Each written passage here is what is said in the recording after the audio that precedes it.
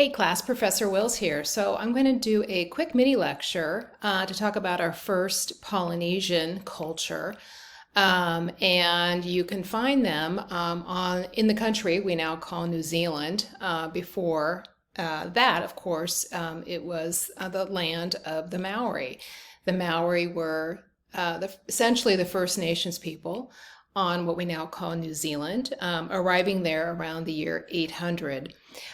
So let's pivot to the PowerPoint and take a look at an example of their architecture and art.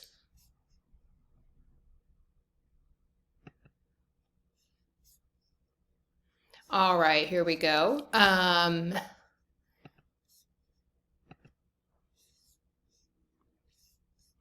All right, what you can see on the slide here is a view, an artist rendering of the exterior of what is known as the Te Wao Ki Turanga, or Maori Meeting House.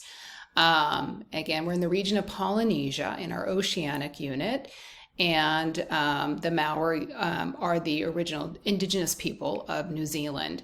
This dates to mid-19th century, 1842 to 43, and it was built mostly of wood and fiber. When you think of New Zealand, again, environment and resources, there's an abundance of those materials. So you find an excellence in wood carving among the examples of Maori art. In this case, the last known regional chief at this location was also a master carver. And Raharui Rukupo, whose name you see on the bottom, is credited for being the master artisan of this Maori meeting house. So what you find is a large-scale building that was used for a community meeting house, but it was also used as the chief's house. It was a place to hold meetings. It was a sacred place for rituals. And most importantly, it was a living record of the history of the Maori people. Not only a record of their chiefs, but their ancestors as well. Like we've seen in many of the cultures we've studied in our global art history class, the reverence of ancestors gives the community a sense of continuity and strength. And it goes back to the story of their, creation and their original ancestors. So the architecture is important. It's not just an A-frame style meeting house. Its ingredients symbolize and embody the idea of the founding ancestor. So if you look inside, there is a continuous beam at the peak of the roof. That's known as a ridge pole. And that would symbolize the spine of the original ancestor. You have along, of course, the sloped roof, you see the rafters. I bet you can guess what that symbolizes. Yes, that would symbolize the ribs of the original ancestor. Then the view from the outside, you have these extending boards that go beyond the boundary of the building. Those are known as barge boards, and that is evocative of outstretched arms embracing the people within the structure. So in Maori culture, the meeting house, those ingredients, those architectural ingredients, aren't just about holding the roof up, but really embody the idea of the original ancestor. And of course, the idea of the strength of those elements being equivalent to the strength that the ancestral forces provide for the people as well. In addition, there is an abundance of carving. You might notice, again, we discussed the idea of tiki, and I'll get into some examples in a later lesson of these carved figures that represent ancestors, particularly chiefs. But if we pivot to the next slide here, you can see along the length and front and rear of the building, there is additional carving as well. And again, this would be done in wood. In between the carving are these woven panels. And the pattern can come from weaving different materials or from paint as well. And each of them are abstracted, meaning that they don't literally represent what they are conveying, but they would be understood to represent certain things. So for instance, common design elements and interpretations include chevrons.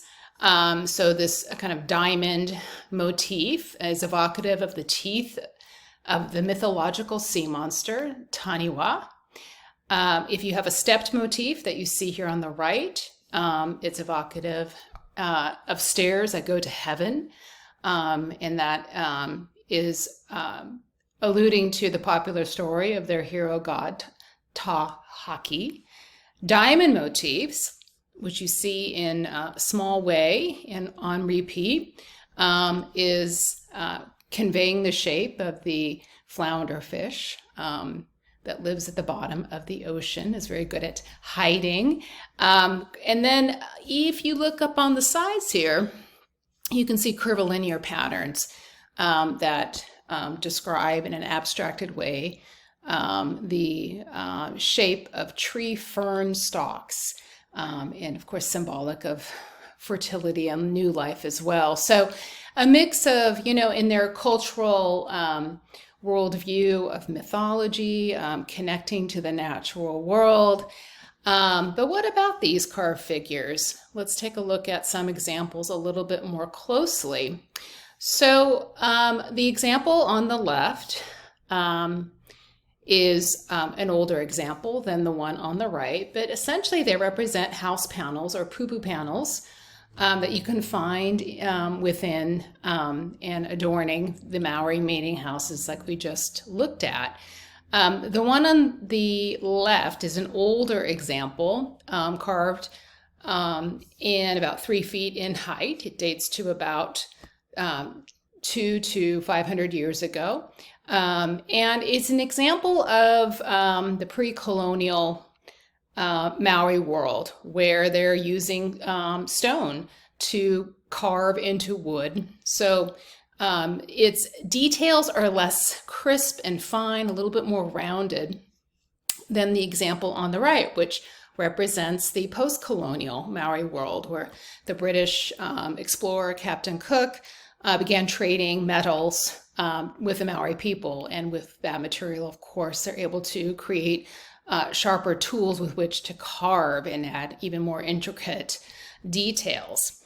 What you find in terms of, and this one of course dates to the 19th and 20th century, a little bit taller at 4.5 feet. So what you find is that there's a commonality between them.